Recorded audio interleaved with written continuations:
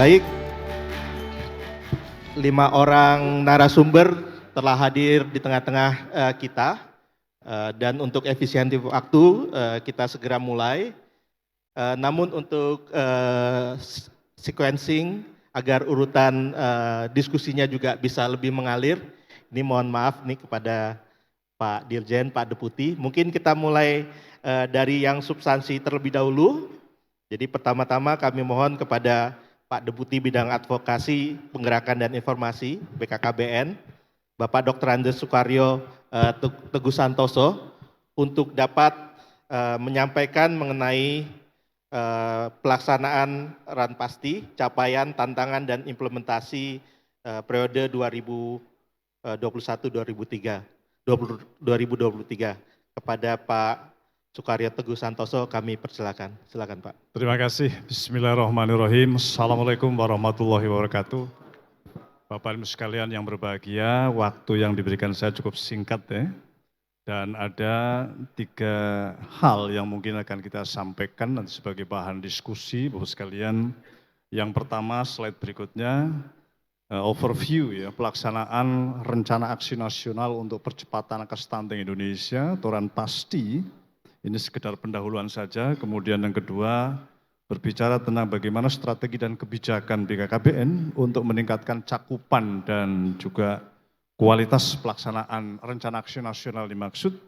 Dan yang ketiga, gambaran tentang dukungan BKKBN pada daerah prioritas untuk menuntaskan target 2024 14%. Kita mohon izin slide saja selanjutnya.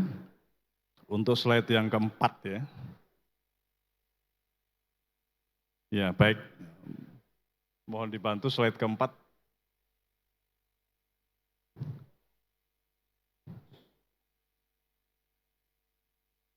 Ya. Langsung nyun sewu slide keempat saja. Ya, sambil jalan. Ya. Bapak sekalian yang berbahagia, sesuai dengan Perpres 72 tahun 2021, khususnya pada pasal 17, di mana BKKBN diberikan mandat sebagai ketua pelaksana, ada 6 sesungguhnya tugas yang harus dilaksanakan dengan baik. Tetapi karena tema ini terkait dengan Ranpasti, maka kita akan lebih menyoroti bagaimana tugas yang pertama ini dilaksanakan sesuai dengan harapan kita semua, yaitu menyiapkan perumusan rencana aksi nasional. Bapak sekalian, dalam hal ini sesungguhnya kita sudah menetapkan Ranpasti tersebut melalui Peraturan Kepala BKKBN nomor 12 tahun 2021, kemudian juga Ranpasti itu sebagai pedoman, acuan kementerian lembaga termasuk di dalamnya adalah pemerintah daerah di dalam rangka percepatan penurunan stunting dan juga upaya-upaya untuk melaksanakan stranas percepatan stunting, di mana Bapak sekalian bahwa di dalam strategi percepatan penurunan stunting versi Perpres 72 2001 adalah pendekatan keluarga berisiko stunting. Ini lebih bersifat pada preventif, promotif, preventif. Slide berikutnya. Bapak sekalian yang berbahagia, tentu bahwa BKKBN di dalam pelaksanaan rencana aksi tersebut ada 5 kegiatan prioritas sebagai sebuah upaya pendekatan terhadap keluarga. Yang pertama adalah penyediaan data keluarga yang berisiko stunting. Yang kedua, pendampingan juga terhadap keluarga berstunting dan pendampingan kepada calon pengantin, surveillance keluarga dan juga audit kasus stunting. Itu yang menjadi tanggung jawab BKKBN.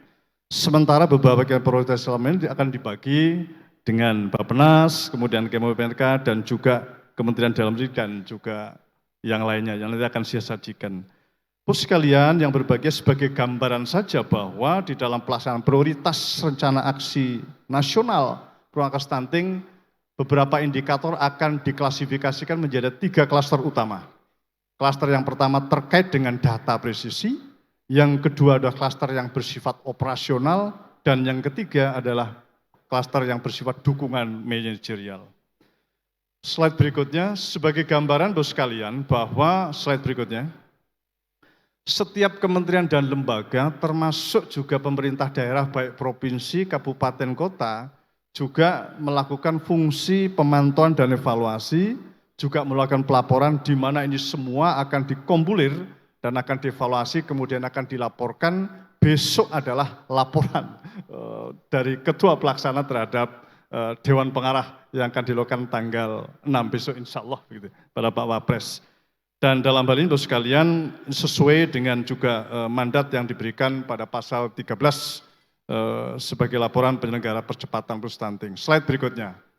Bapak sekalian yang berbahagia, 2021 sebagai awal upaya percepatan stunting, 2022 dan 2023 kita bisa lihat satu persatu, tapi tidak detail saya sampaikan, bahwa 2021 Bapak sekalian gambarannya pelaksanaan Stranas sudah dilakukan pada 360 kabupaten dan kota, wilayah prioritas, kemudian merumuskan dan menetapkan Perpres 72/2021 dan itu sudah kita pedomani bersama, termasuk di dalamnya yang dibahas pada hari ini adalah Perban nomor 12 tahun 2001 tentang Rencana Aksi Nasional Percepatan Stunting tahun 2021-2024. Tahun 2022 terjadi penambahan pelaksanaan Stranas di seluruh kabupaten dan kota Bapak sekalian, termasuk di dalamnya juga pembentukan kelembagaan koordinasi seperti tim percepatan stunting di semua level, pusat, daerah, dari provinsi, kabupaten, sampai ke juga lapangan.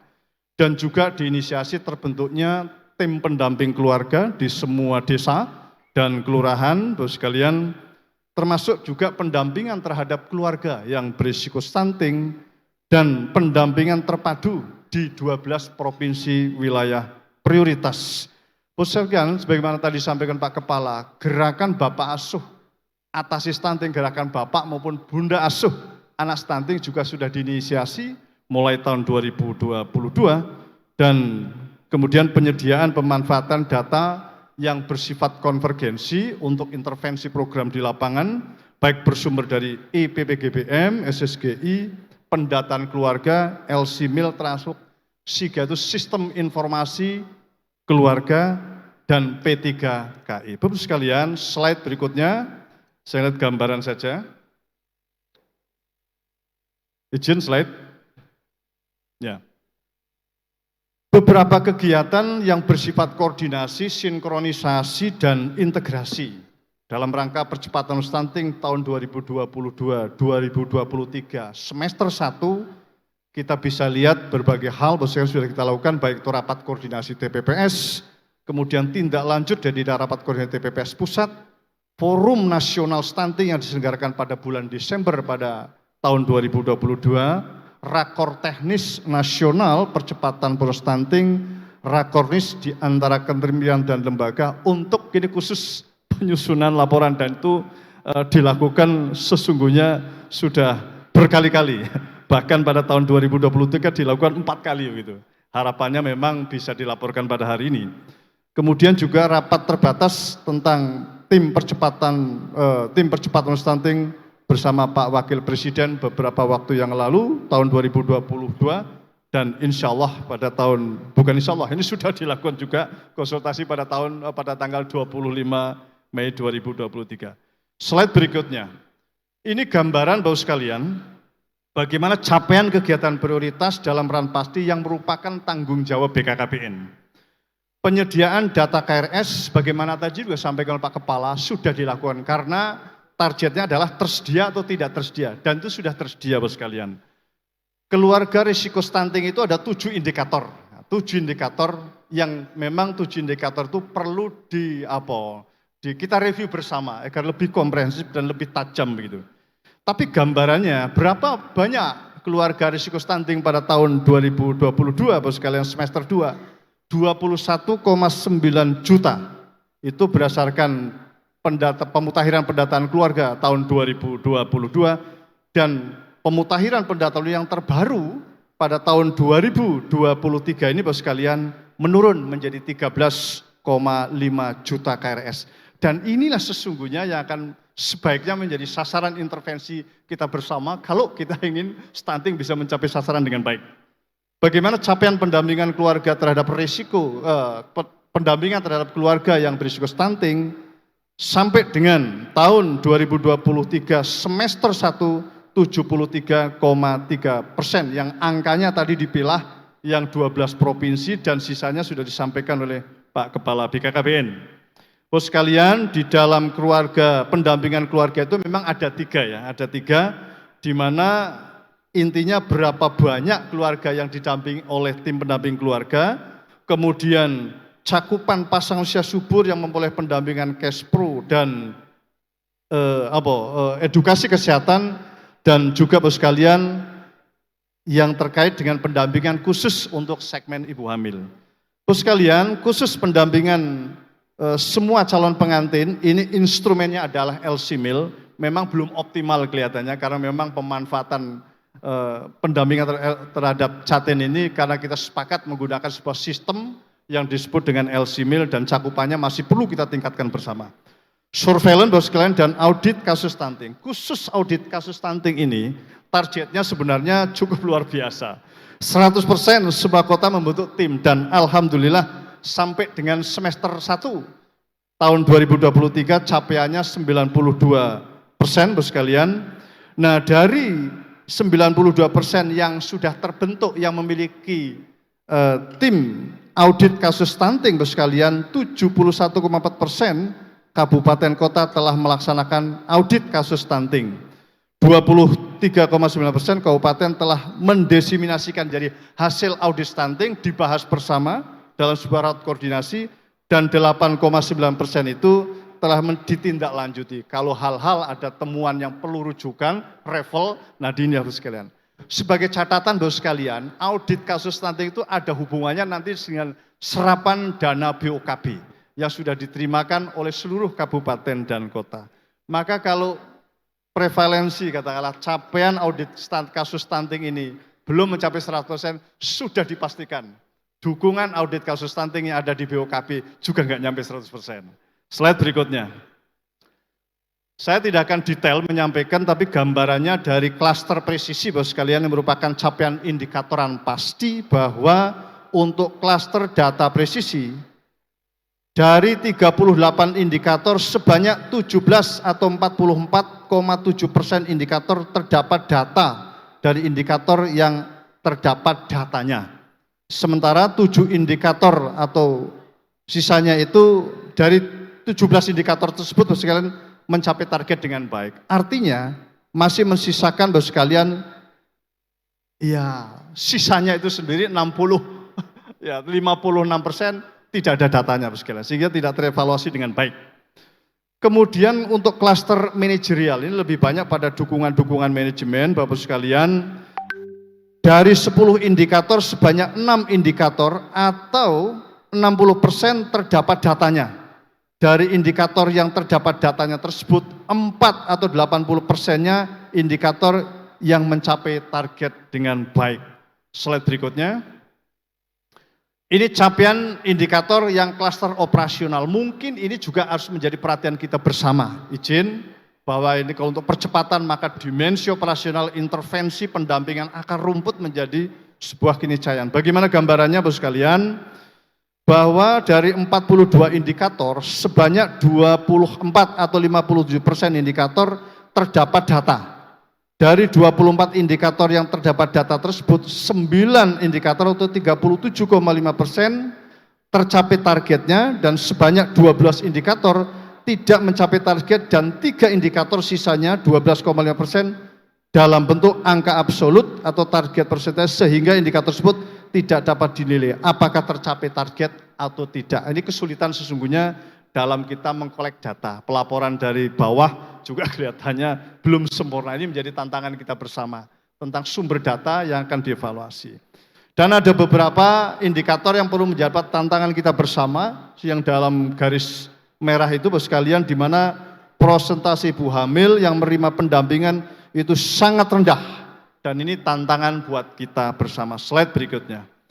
Bagaimana kebijakan atau strategi kebijakan BKKBN untuk meningkatkan cakupan kualitas pelaksanaan rencana aksi nasional penurunan angka stunting Indonesia. Ada 5, sebagai 5 program prioritas yang saya maksudkan pada slide sebelumnya. Yang pertama Bapak sekalian, terkait dengan penyediaan data keluarga risiko stunting. Pemutakhiran pendataan keluarga dan verifikasi dan validasi data KRS setiap tahun dan saat ini Bapak sekalian sedang dilakukan verifikasi dan validasi data keluarga risiko stunting. Mudah-mudahan Bapak sekalian sampai dengan bulan Oktober ini bisa selesai dengan baik dan ia sekaligus akan mengkoreksi seberapa besar tren keluarga risiko stunting pada tahun 2023. Kemudian pemadanan data keluarga stunting dengan NIK dan kemiskinan ekstrim. Sesungguhnya kalau berdasarkan Verivali yang semester 1 Bapak sekalian, kita sudah punya data keluarga risiko stunting yang desil 1 yang termasuk di dalamnya adalah miskin ekstrim Bapak sekalian, dan itu bisa jadi yang menjadi prioritas untuk intervensi kita bersama. Strategi dan kebijakan yang kedua terkait dengan pendampingan keluarga risiko stunting, fokusnya di mana? Memastikan data keluarga risiko stunting by name by address terdistribusi kepada tim pendamping keluarga Bapak sekalian melalui wali data baik yang ada di kabupaten kota maupun yang ada di tingkat kecamatan, dan ini sekaligus sebagai bahan operasional. Jadi data itu tidak ada dilihat, dilaporkan, tetapi dipegang betul, dipegang teguh untuk dioperasionalkan di lapangan sehingga bisa langsung tepat sasaran. Kemudian strategi yang kedua adalah peningkatan kualitas tim pendamping keluarga melalui berbagai orientasi dan pembinaan oleh tenaga-tenaga lapangan. Bapak sekalian, alhamdulillah kita sudah terbentuk 600.000 personil tim pendamping keluarga atau 200.000. Kita harus memaklumi bahwa itu baru dibentuk, ya masih hijau lah begitu ya, masih pemula. Dan ini tantangan kita bersama, 200.000 tim pendamping keluarga perlu dimotivasi oleh kita semua, didampingi sehingga semangat sekaligus bisa melaksanakan pendampingan dengan baik. Bapak sekalian, selanjutnya terkait dengan pendampingan calon pengantin, fokusnya ada di mana? Memastikan kabupaten dan kota memiliki data perkiraan jumlah pernikahan per tahun. Tadi sudah disampaikan 1,9 sampai 2 juta per tahun nikah Bapak sekalian. Dan itu 80%-nya hamil, kalau tidak didampingi bisa jadi potensi untuk melahirkan balita stunting akan cukup tinggi dari pernikahan pertama pada tahun ini.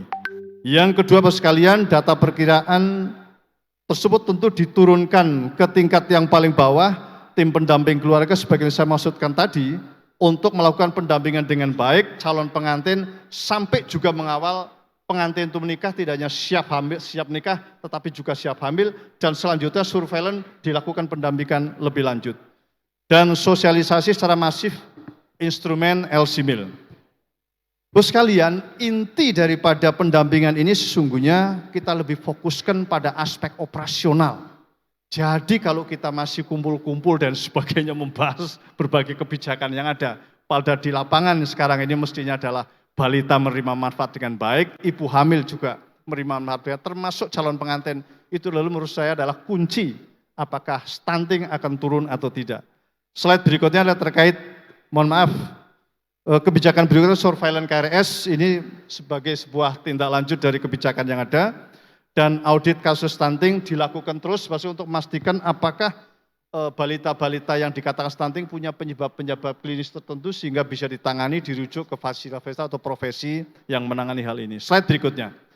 Terus sekalian, slide berikutnya. Pak Deputi, mungkin 3 menit lagi. Slide berikutnya, ini terkait dengan dukungan manajemen. Slide berikutnya. Slide izin. Terus sekalian, pada slide terakhir ini kami ingin menyampaikan gambaran. Slide terakhir, slide berikutnya Pak, mohon izin. Nah, bos sekalian, apa dukungan yang akan disiapkan pada tahun ini dan ke depan, paling tidak tahun depan, untuk 12 provinsi prioritas termasuk di dalamnya daerah otonomi baru Papua. Yang pertama terkait dengan peningkatan kualitas, peningkatan kapasitas tim Satgas Percepatan Stunting terus dilakukan. Kemudian juga penyelesaian berbagai breakthrough atau quick win bagi Satgas Kabupaten dan Kota. Kemudian untuk 12 kabupaten kota akan dilakukan monitoring secara terpadu terus-menerus dan disiapkan sebuah dashboard khusus untuk memantau capaian kinerja di 12 provinsi wilayah prioritas. Bos sekalian, BOKB yang merupakan skema dana alokasi khusus di dalam mendukung upaya percepatan stunting juga dilakukan peningkatan. Jadi tahun ini lebih akan ditingkatkan lagi. Jadi postur di AK BOKB tahun 2024 sudah jauh berbeda, lebih tinggi lagi dibandingkan dengan apa yang diterimakan pada tahun ini. Termasuk juga operasional dahsyat diperluas Bapak sekalian di kampung-kampung KB, dan yang spesifik ada BKB Kit untuk mendukung memantau perkembangan tumbuh dan kembang balita.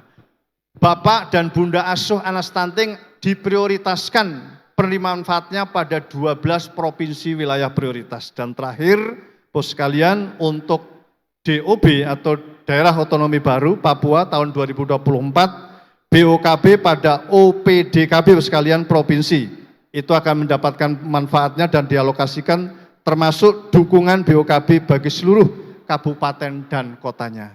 Artinya kalau sekarang dipertanyakan, kok ya enggak ada yang di OPDKB-nya? Ada Pak tahun 2024, dan tidak hanya di aspek operasional tapi juga untuk kegiatan yang mendukung dukungan-dukungan operasional pada level OPDKB. Demikian Bapak Ibu sekalian, terima kasih atas perhatiannya. Wassalamualaikum warahmatullahi wabarakatuh.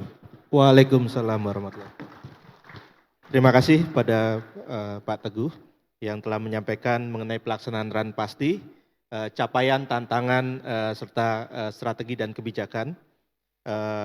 Alhamdulillah tadi disampaikan dari berbagai indikator RAN, baik itu klaster presisi, manajerial maupun operasional, sebagian besar telah tercapai, dan ini merupakan modality yang sangat berharga untuk meningkatkan capaian di tahun berikutnya dan juga untuk mengatasi berbagai tantangan dan hambatan yang dihadapi.